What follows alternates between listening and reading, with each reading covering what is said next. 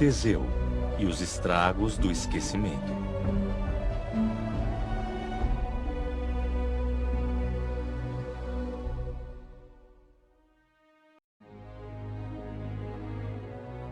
Era uma vez um jovem de apenas 20 anos que viajava pelas estradas da antiga Grécia.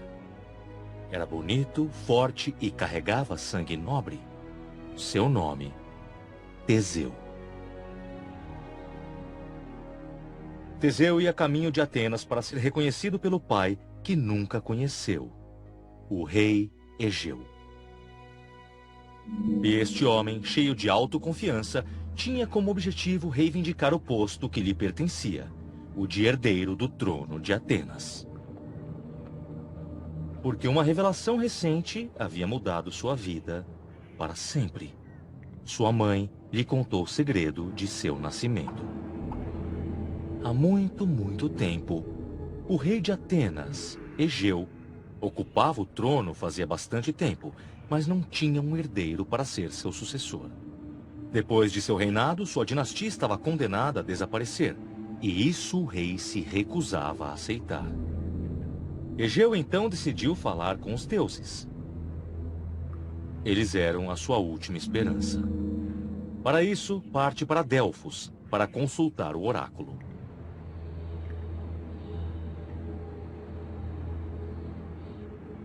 Em Delfos, ao pé do Monte Parnasso, ficava o maior santuário do mundo que se conhecia até então.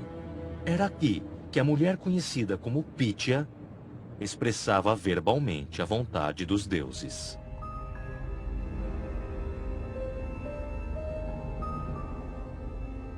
Pítia vivia como reclusa no templo sagrado de Apolo.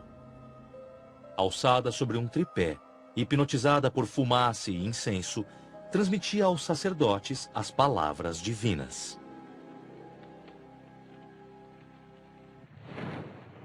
Egeu perguntou aos deuses quando receberia o seu tão esperado filho.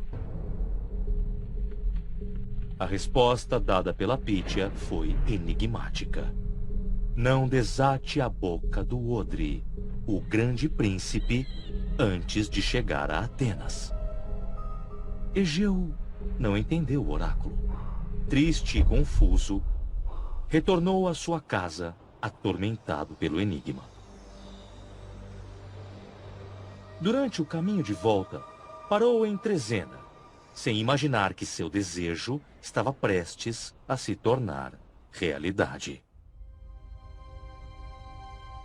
Em Trezena reinava o rei Piteu, um monarca conhecido em toda a Grécia por sua inteligência e também por sua clarividência. Piteu compreendeu imediatamente o que o oráculo de Delfos quis dizer, mas não revelou a Egeu sua interpretação, porque ele teve uma ideia brilhante. Organizou um grande banquete para honrar seu convidado.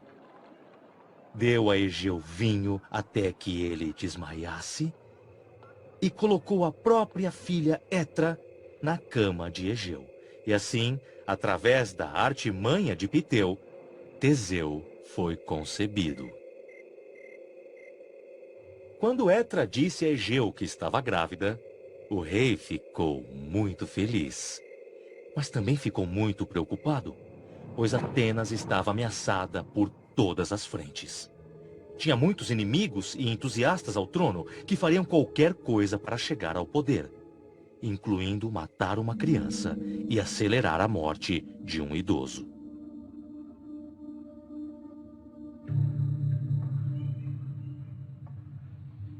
Então tomou uma decisão. Seu filho ficaria em Trezena até que fosse velho e forte o suficiente para ser reconhecido como herdeiro. E assim, mantido em segredo, Teseu cresceu longe das intrigas e das conspirações de Atenas. No entanto, Egeu se perguntou como reconheceria o filho que nunca conheceu quando chegasse a hora de recebê-lo em Atenas. Egeu deixou a Etra o que os gregos chamavam de símbolos. Objetos que permitiriam a Egeu reconhecer Teseu como seu filho legítimo quando a hora chegasse. Estes objetos eram sua sandália e sua espada. Egeu enterrou as peças debaixo de uma pedra, que só o seu filho, o futuro Teseu, seria forte o suficiente para levantar sem ajuda.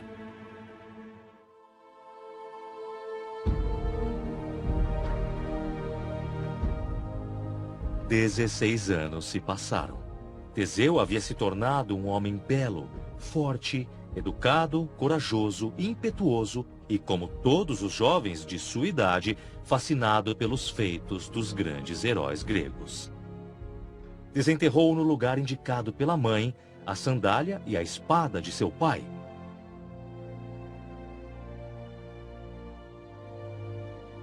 Se preparou para deixar Trezena e abraçou sua mãe pela última vez. Hesitou por um momento, mas ela decidiu fazer uma confissão. Revelou a Teseu a verdade sobre sua origem.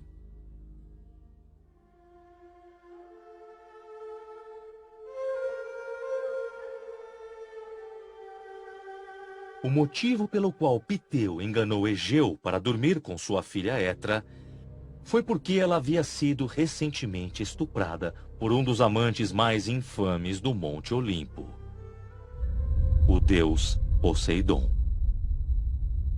Poseidon, um dos deuses mais poderosos do Olimpo, era o irmão de Zeus. Quando os deuses gregos dividiram o mundo, Poseidon recebeu o reino dos mares e oceanos.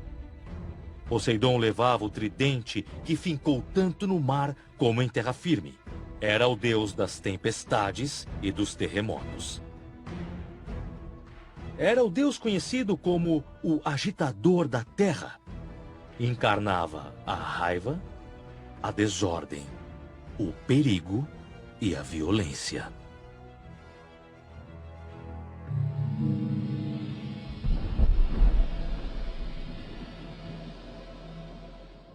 Alguns dias antes de ir para a cama com Egeu, a jovem Etra foi conduzida até Poseidon por uma deusa que apareceu para ela em seus sonhos. Uma deusa que jamais recebia uma recusa. A deusa Atena. Atena e Poseidon.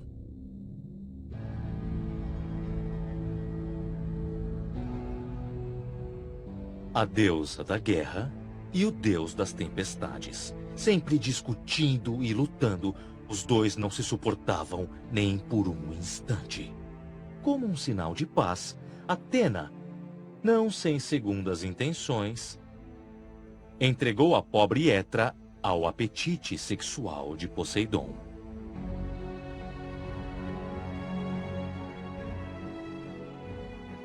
Teseu, portanto, foi o fruto das relações entre Etra, Poseidon e depois com Egeu, o que significou que Teseu era filho do deus e do rei. Essa dupla paternidade deu a Teseu uma identidade quase perfeita. Sua ascendência divina explicava sua força sobrenatural e justificaria suas proezas e conquistas posteriores. Sua origem real lhe dava legitimidade política, um trabalho a cumprir, um destino político a ser realizado. Teseu deixaria Trezena e sua primeira aventura seria em busca de sua identidade.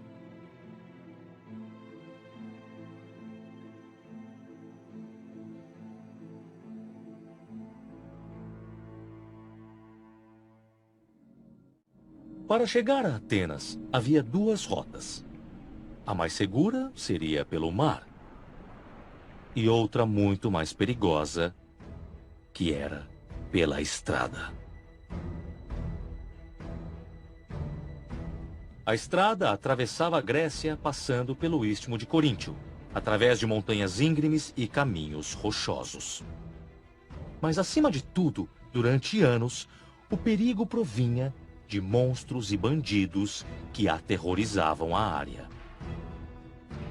Teseu decidiu ir pela estrada e desafiou, uma por uma, todas as criaturas perigosas que cruzaram o seu caminho.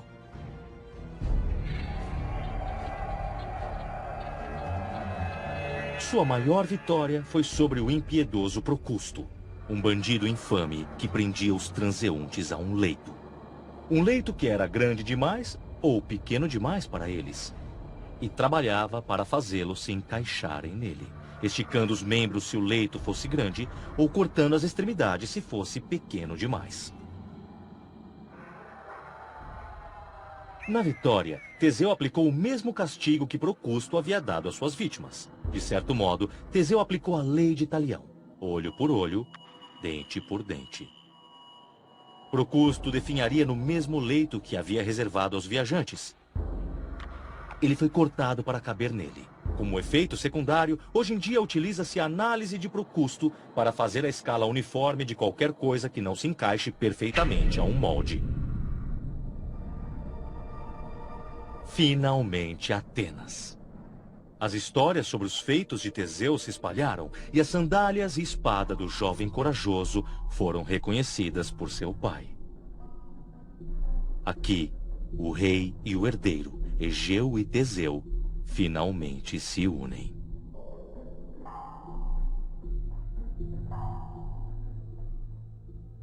Mas será que esse foi o final feliz? Na verdade, não. Porque Atenas estava sob ataque da maior potência marítima da época. Creta. Creta, que era reinada pelo rei Minos. Minos derrotou Atenas e exigiu que a cada ano 7 garotos e 7 garotas fossem sorteados e enviados a Creta para serem devorados por um terrível monstro. O Minotauro.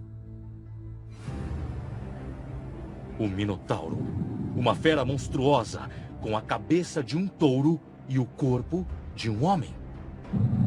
O Minotauro foi fruto da inimaginável união entre a esposa do rei de Creta, Pasífa, e um touro branco enviado pelo deus do mar, Poseidon.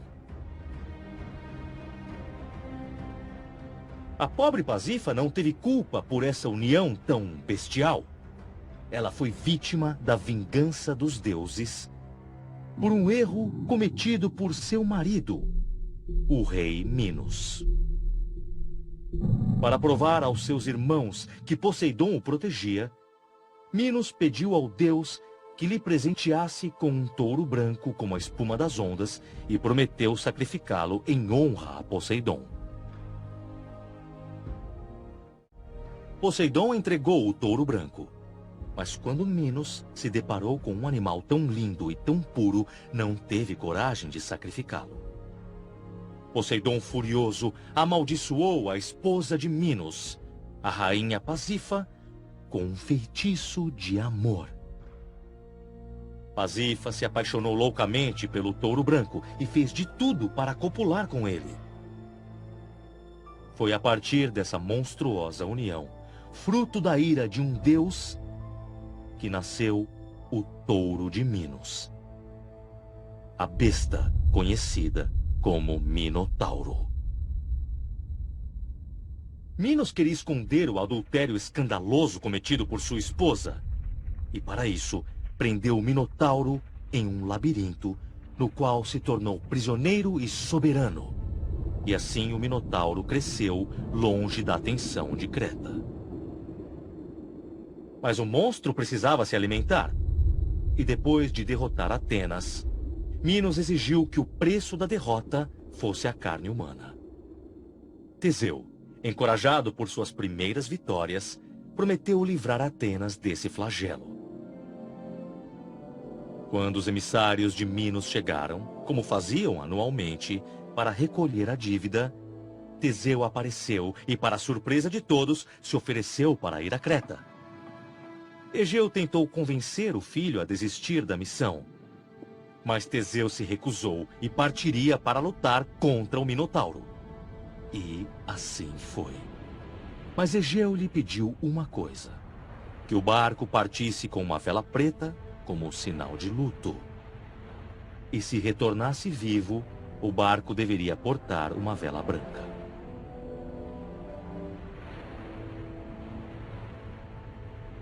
Todos os dias, Egeu subia a montanha mais alta para aguardar o regresso de seu filho. Teseu, animado e cego, pela certeza de sua vitória, concordou com o pedido de seu pai. Ao desembarcar em Creta, foi apresentado ao rei Minos. Com os outros atenienses, desfilou até o rei e sua corte. E logo chamou a atenção da filha de Minos, Ariadne. Ela imediatamente ficou encantada pelo lindo Teseu.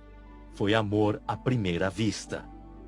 Ariadne, a linda filha do rei, implorou ao pai que poupasse a vida do jovem pelo qual ela se apaixonou. Minos se recusou.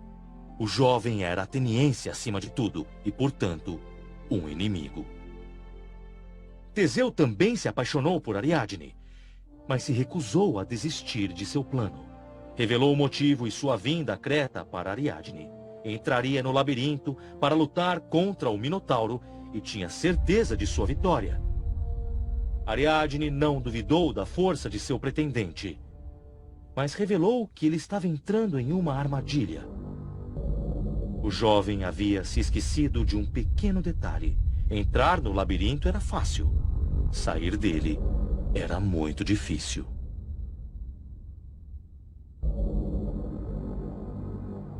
O labirinto superava a genialidade de qualquer outro que existisse no mundo. Foi projetado e construído pelo maior arquiteto de seu tempo, Dédalus. Dédalus elaborou um labirinto ensandecedor, com passagens sem saída por todas as partes, desvios e caminhos falsos. Cada caminho era uma armadilha e cada saída uma mera ilusão. O labirinto era um desafio insuperável. Ninguém nunca tinha saído vivo dali. Teseu ficou perturbado. O seu plano se reduziu a cinzas. Em nenhum momento havia considerado o desafio de como sair do labirinto.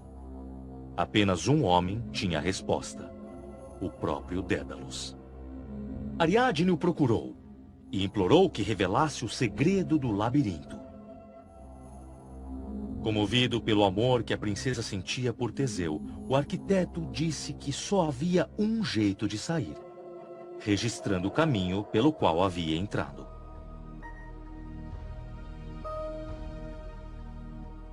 Entregou a Ariadne um novelo de lã que ela devia segurar na entrada do labirinto. Teseu deveria desenrolar o novelo conforme adentrasse o labirinto, e depois de encontrar e matar o Minotauro, se conseguisse, ele enrolaria o novelo novamente para encontrar a saída.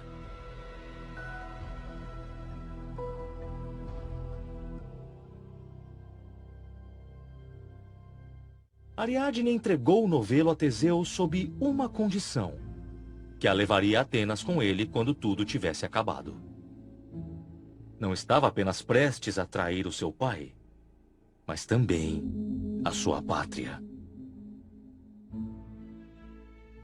Teseu fez a promessa e entrou no labirinto.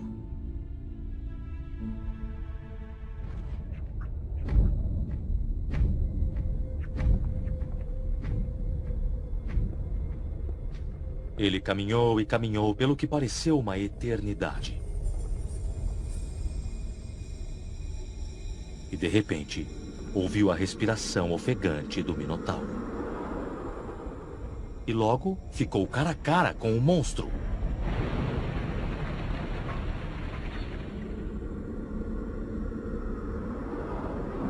Depois de uma sangrenta batalha, o Minotauro foi abatido. Teseu enrolou o novelo de Ariadne até que encontrou a saída.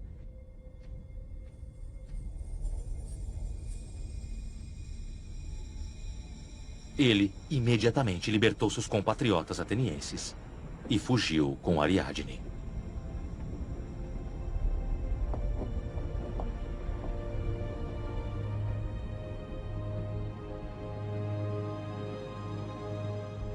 Mas uma nova ameaça pairava sobre os jovens apaixonados.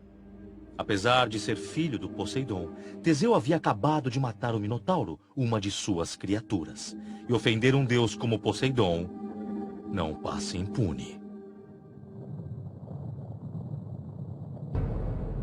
No porto de Naxos, Ariadne desembarcou em terra, momento esperado por Poseidon, para criar uma violenta tempestade. Teseu precisava agir rapidamente.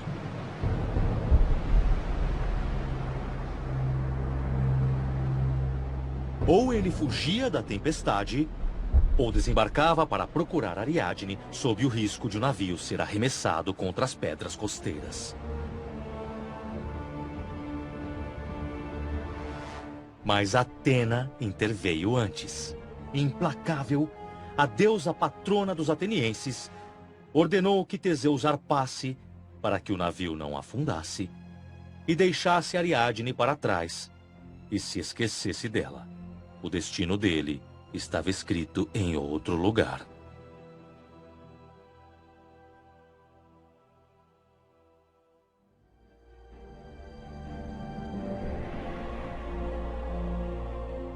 Assim, Teseu abandonou Ariadne. Ao obedecer Atena, deusa da guerra, mas também da razão e da sabedoria, Teseu quebrou sua promessa por um motivo maior. Como disse Atena, Teseu partiu para cumprir o seu destino de ser rei, deixando na ilha de Naxos a filha de Minos, que acreditava ter traído seu pai e sua pátria. Ariadne, depois de ser abandonada por Teseu, logo foi consolada pelo deus Dionísio, uma estratégia da deusa Atena.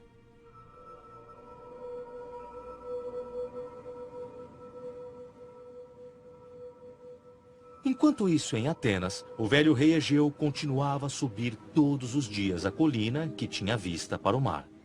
Todos os dias observava o horizonte na esperança de ver o barco que traria o seu filho. Mas foi em vão.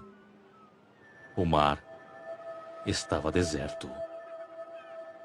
Até que um dia, um barco. Egeu esperou que a embarcação se aproximasse para ver a cor da vela. Imediatamente reconheceu o barco que pertence a seu filho e ele carregava uma vela preta.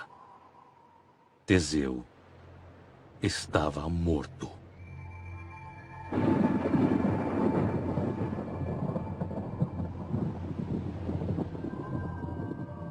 Tomado pela dor, Egeu se joga ao mar. Este mesmo mar que hoje leva seu nome. O mar Egeu. Porém, Teseu estava vivo. Mas, tomado pela alegria de voltar para casa, ele se esqueceu de sua promessa de içar uma vela branca.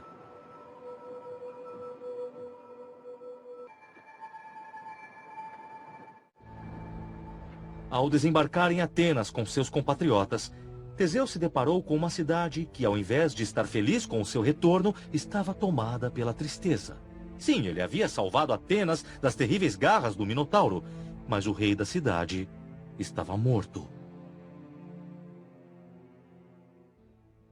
Observemos esta escultura do herói que ganhou a batalha e retornou à casa para se tornar rei. Teseu foi vitorioso, com certeza. Mas a que preço? Teseu representa o descuido. O homem forte que usa apenas a força, mas não a mente. O homem que se esquece de suas promessas. O que surpreende na trajetória de Teseu é que tudo que ele conquistou veio com consequências terríveis. A grandeza no mundo grego vem sempre acompanhada de uma gama de acontecimentos trágicos que recaem sobre o herói, sua família e seus compatriotas. A culpa foi dele? Sim, sem dúvida. E Teseu sabia disso. Ele precisou viver todas essas experiências para finalmente entender que força e astúcia não são suficientes.